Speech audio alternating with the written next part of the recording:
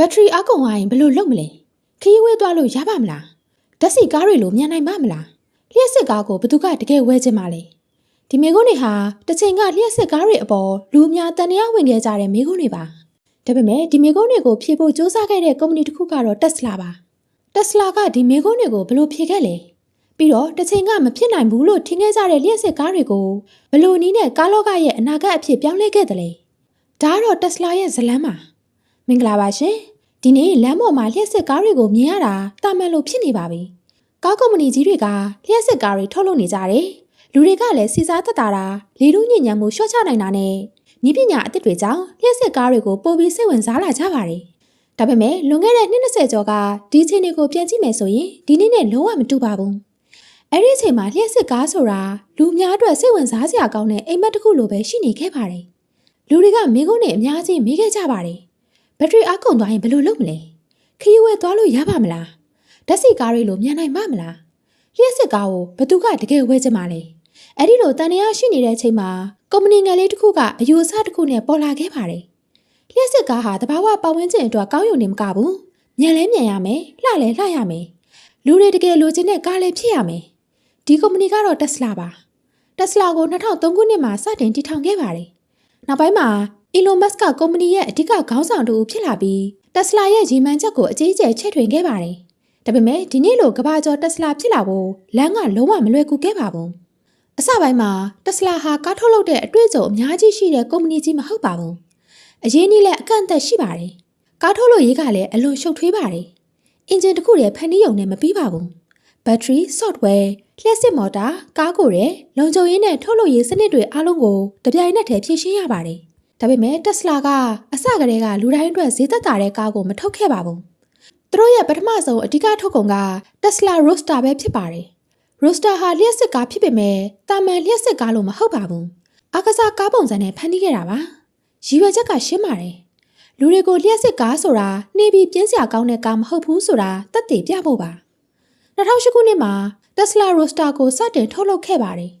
Roadster ရဲ့အောင်မြင်မှုက Tesla ကိုကမ္ဘာတစ်ဝန်းမှာပိုပြီးလူသိများလာစေခဲ့ပါတယ်။ဒါပေမဲ့ထုတ်လုပ်ရေးကတော့အလွယ်တကူမဖြစ်ခဲ့ပါဘူး။ကားတစ်စီးကို prototype အနေနဲ့ဖန်တီးတာနဲ့အရေးအတွက်များများထုတ်လုပ်တာကလုံးဝမတူပါဘူး။တစ်စီးနှစ်စီးကိုအကောင်းဆုံးလုပ်နိုင်တာနဲ့မလုံလောက်ပါဘူး။ထောင်ပေါင်းများစွာထုတ်လုပ်ရမယ်။အရေးသွေးတူရမယ်။ကုန်ကျစရိတ်ကိုထိန်းရမယ်။အချိန်မီထုတ်လုပ်နိုင်ရမယ်။ဒီပြဿနာတွေကြောင့် Tesla ဟာအစောပိုင်းနှစ်တွေမှာအခက်အခဲများစွာရင်ဆိုင်ခဲ့ရပါတယ်။အဲဒီချိန်မှာလူတချို့က Tesla ရဲ့အနာဂတ်ကိုတောင်တန်တရားဝင်လာကြပါတယ်။ဒါပေမဲ့ Roadster ကအရေးကြီးတဲ့အရာတစ်ခုကိုသက်သေပြခဲ့ပါတယ်။လျှက်စစ်ကားဟာစွမ်းဆောင်ရည်ကောင်းတဲ့ကားဖြစ်နိုင်တယ်။အဲဒီအောင်မြင်မှုက Tesla ရဲ့နောက်ထပ်အိမ်မက်တစ်ခုအတွက်တကားဖွင့်ပေးခဲ့ပါတယ်။ဒီတစ်ချိန်မှာတော့လူနည်းစုအတွက်အကစားကားတစ်စီးမဟုတ်တော့ပါဘူး။လူများအတွက်အသုံးပြုနိုင်မယ်လျှက်စစ်ကားတစ်စီးဖြစ်ပါတယ်။အဲဒီကားကတော့ Model S ဖြစ်လာပါတယ်။ Model S နဲ့အတူ Tesla ဟာကားကုမ္ပဏီတစ်ခုဖြစ်တကယ်ပြောင်းလဲလာခဲ့ပါတယ်။ဒါပေမဲ့ Model S မထွက်ခင် Tesla ရင်ဆိုင်ရမယ့်ပြဿနာတွေကပိုကြီးလာနေပါပြီ။ငွေကြေးထုတ်လုပ်ရေးနဲ့ကုမ္ပဏီရှင်သန်ရေး Tesla ဟာတကယ်ပဲဒီခက်ခဲတွေကိုကျော်ဖြတ်နိုင်မှာမလား။ပြီးတော့ Model S ကဘာကြောင့် Tesla ကိုကားလောကမှာနာမည်ကြီးလာအောင်လုပ်ပေးနိုင်ခဲ့တာလဲ။မဖြစ်နိုင်ဘူးလို့ထင်ခဲ့ကြတဲ့ Tesla ကကားလောကကိုဘယ်လိုပြောင်းလဲခဲ့တာလဲ။ဒါပေမဲ့ Roadster တစ်စီးတည်းနဲ့တော့ကားလောကကိုပြောင်းလဲလို့မရပါဘူး။ Tesla ရဲ့နောက်ထပ်ရည်မှန်းချက်ကပိုကြီးပါတယ်။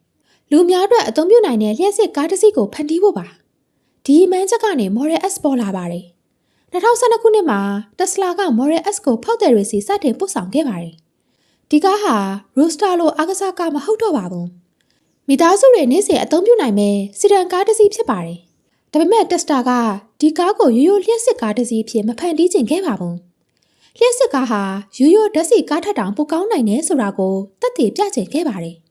Model S ရဲ့အတွင်းပိုင်းမှာအဲဒီခက်ကကားတွေနဲ့မတူတဲ့အရာတစ်ခုရှိပါတယ်။အဲ့ဒါကတော့အလယ်မှာတက်ထားတဲ့ကြီးမားတဲ့ touch screen ပါ။အဲဒီ screen ကနေကားရဲ့လှုပ်ဆောင်ချက်အများစုကိုထိန်းချုပ်နိုင်ပါတယ်။ Tesla ကကားကိုစက်ပစ္စည်းတစ်ခုအဖြစ်ပဲမမြင်တော့ပါဘူး။ software ပါဝင်တဲ့နည်းပညာပစ္စည်းတစ်ခုအဖြစ်မြင်လာပါတယ်။ဒါဟာ Tesla ရဲ့အရေးကြီးဆုံးအပြောင်းလဲတွေကတစ်ခုဖြစ်လာပါတယ်။ရိုးရိုးကားတစ်စီးဆိုရင်စက်ရုံကနေထွက်လာပြီးနောက်အဓိကလှုပ်ဆောင်ချက်တွေဟာအတော်လေးတည်ငြိမ်နေပါတယ်။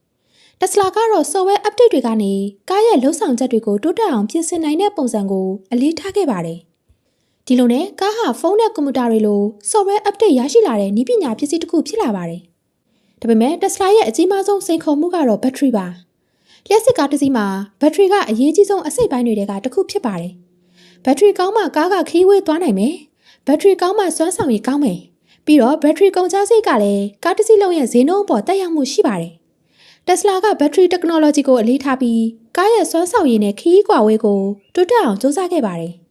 ဒါပေမဲ့ကားတစ်စီးမှာ battery ကောင်းရုံနဲ့မပြီးပါဘူး။လူတွေကနောက်ထပ်မေးခွန်းတစ်ခုမေးကြပါတယ်။အားကုန်သွားရင်ဘယ်မှာအားသွင်းမလဲ။အဲ့ဒီပြဿနာကိုဖြေရှင်းဖို့ Tesla က charging network ကိုလည်းတိုးချဲ့ခဲ့ပါတယ်။ဒီချက်ကအရေးကြီးပါတယ်။ Tesla ကကားတစ်စီးတည်းကိုရောင်းဖို့စူးစမ်းနေတာမဟုတ်ပဲကား software, battery, charging network ဆိုတဲ့ ecosystem တစ်ခုကိုတည်ဆောက်ဖို့စူးစမ်းနေတာပါ။ဒါဟာရိုးရိုးကားကုမ္ပဏီတစ်ခုရဲ့နည်းလမ်းနဲ့မတူပါဘူး။ဒါပေမဲ့ Tesla အတွက်နောက်ထပ်ပြဿနာကြီးတစ်ခုရှိနေပါတယ်။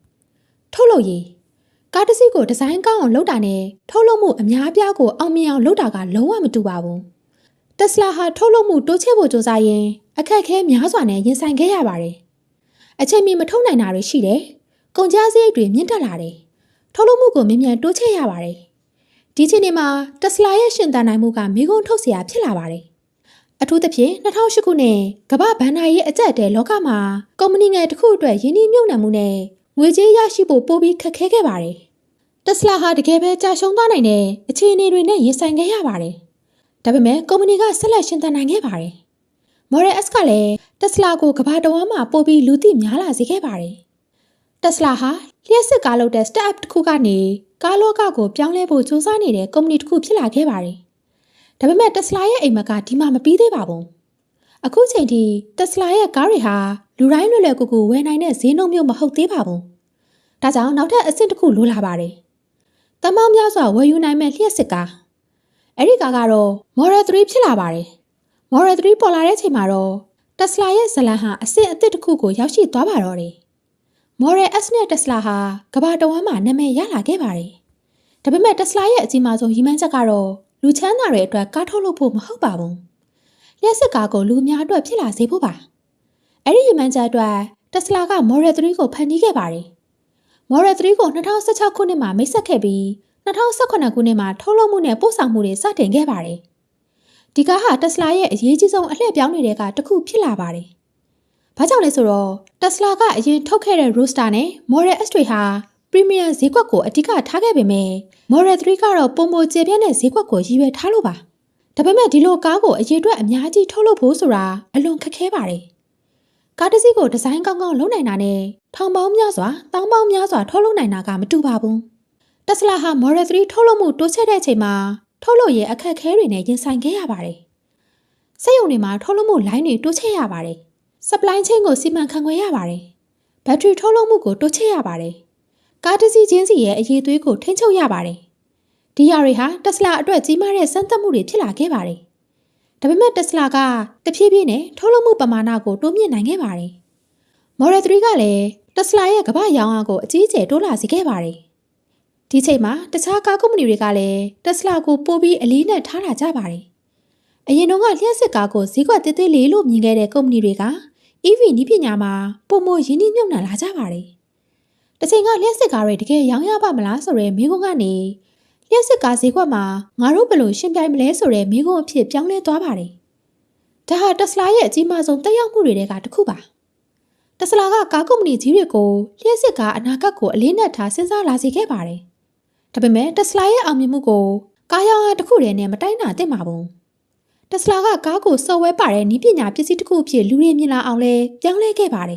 ။ကားထဲမှာကွန်ပျူတာတွေပိုများလာတယ်။ software update တွေကပိုအရေးကြီးလာတယ်။ကားကိုအင်တာနက်နဲ့ချိတ်ဆက်အသုံးပြုလာတယ်။ driver assistant နည်းပညာတွေတိုးတက်လာတယ်။ပြီးတော့ကားဝယ်ယူတဲ့အတွေ့အကြုံကိုပါ Tesla က online အခြေပြုပုံစံတွေနဲ့ပြောင်းလဲခဲ့ပါတယ်။ဒီဟာတွေကြောင့် Tesla ဟာရိုးရိုးကားကုမ္ပဏီတစ်ခုထက်နည်းပညာကုမ္ပဏီတစ်ခုလိုပိုပြီးမြင်လာရပါတယ်။ဒါပေမဲ့ Tesla ရဲ့လမ်းခီးမှာအခက်အခဲတွေမပြောက်သွားပါဘူး။ပြိုင်ဆိုင်မှုတွေပိုများလာတယ်။ကားဈေးကွက်ပြောင်းလဲလာတယ်။ battery ကုန်ကျစရိတ် supply chain ထုတ်လုပ်ရေးနဲ့ဈေးနှုန်းပြိုင်ဆိုင်မှုတွေကိုအမြဲတမ်းဖြေရှင်းနေရပါတယ်။ဒါကြောင့် Tesla ရဲ့ဇလံဟာကုမ္ပဏီတစ်ခုကအောင်မြင်သွားပြီးအားလုံးပြီးသွားပြီဆိုတဲ့ဇလံမဟုတ်ပါဘူး။အောင်မြင်လာပြီးနောက်မှာလည်းပြိုင်ဆိုင်မှုအသစ်တွေပြဿနာအသစ်တွေနဲ့အမြဲရင်ဆိုင်နေရတဲ့ဇလံပါ။ ဒါဆိုတက်စလာရဲ့အကြီးမားဆုံးသင်ခန်းစာကဘာလဲ